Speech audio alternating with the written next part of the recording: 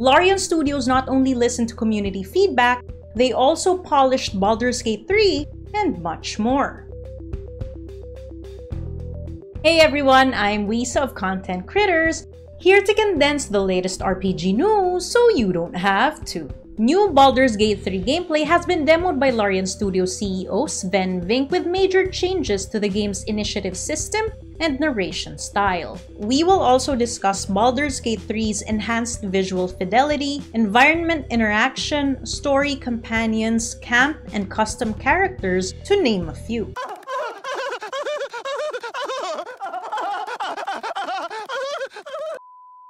Yesterday's demo was filled with so much information about the game leading up to its early access this August. Well, maybe. The early access will contain large parts of the first act, including main quest lines ranging from 15 to 20 hours. There are 6 different classes to choose from, namely the Warlock, Wizard, Fighter, Ranger, Rogue, and Cleric, with corresponding subclasses, races, and the level cap. Now, in terms of the major changes, let's begin with the initiative system. Back in PAX East, the initiative system was group-based, where either the enemies or the opposing party started the fight. Currently, Larian Studios takes on a more classic or individual initiative approach where each character rolls for initiative. The results then set up the sequence for the characters' turns. What's cool about this is you can also change the order of who attacks first in your party if your characters are in the same bucket or if they are close together. I like this new system, and I'm warming up to the idea of turn-based combat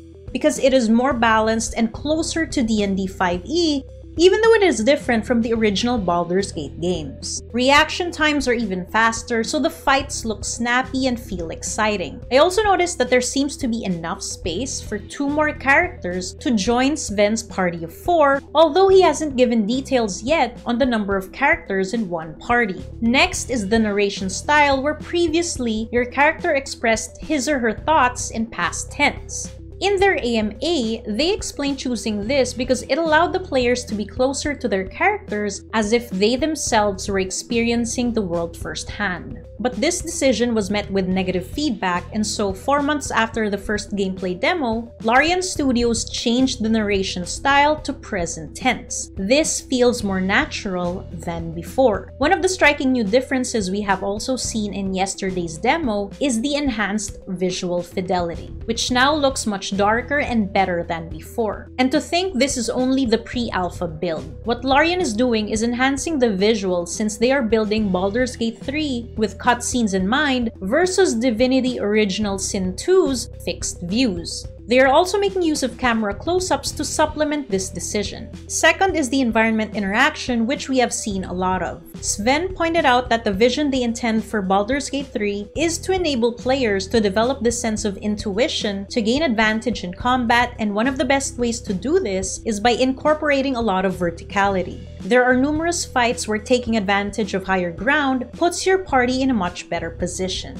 Players can also destroy anything surrounding their enemies. One example is removing the platform they are standing on. There's also the light and dark system, which changes your character's degree of obscurity depending on where you pass. Environment interaction isn't limited to combat since you can move everything around, such as stacking boxes, in order to jump over to a higher platform. Baldur's Gate 3 has so many of these creative puzzles to challenge its players. I'm very excited to explore this game because there are so many possibilities when it comes to environment interaction, as well as strategic combat along the way. When it comes to the story, fully divergent paths are possible where the plot and basically everything changes. In yesterday's demo, if Swen left the gnome in captivity, then his party wouldn't encounter a series of adventures that come after. Also, your party can be composed of companions with fully fledged stories and quests depending on how well or sour your relationship with them develops. Some may even kill you at night if you've antagonized them so much. Or, you can also recruit mercenaries with no set stories, but the benefit is you can mechanically continue the campaign without the risk of being killed by your party. There are numerous ways to complete quests, and that includes a wide range of dialogue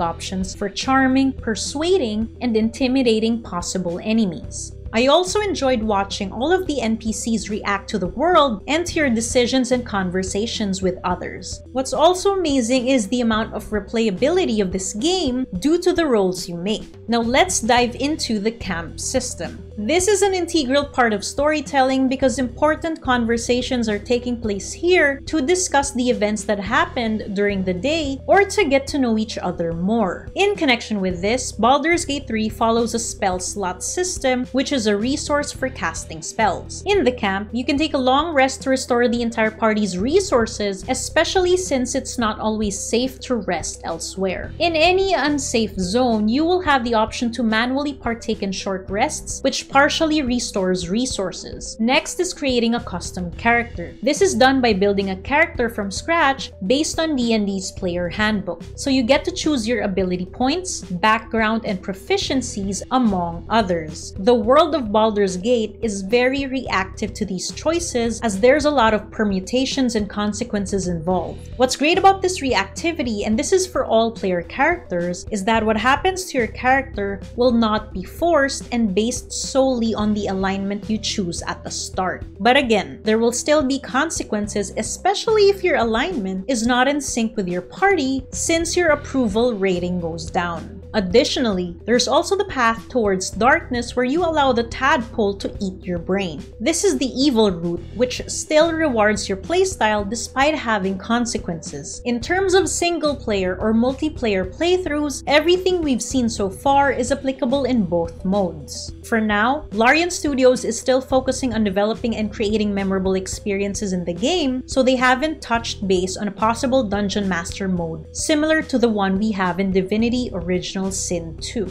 They're also not 100% sure if Baldur's Gate 3 can run on current-gen consoles since they haven't tried it yet. The main focus right now is PC and Stadia. What are your thoughts on the new direction that Baldur's Gate 3 is taking? Are you in favor of it or not? Let me know in the comments section below. So that's it for today, guys. Thank you for watching. If you enjoyed the video, remember to share, subscribe, and hit the bell for notifications when new videos come out.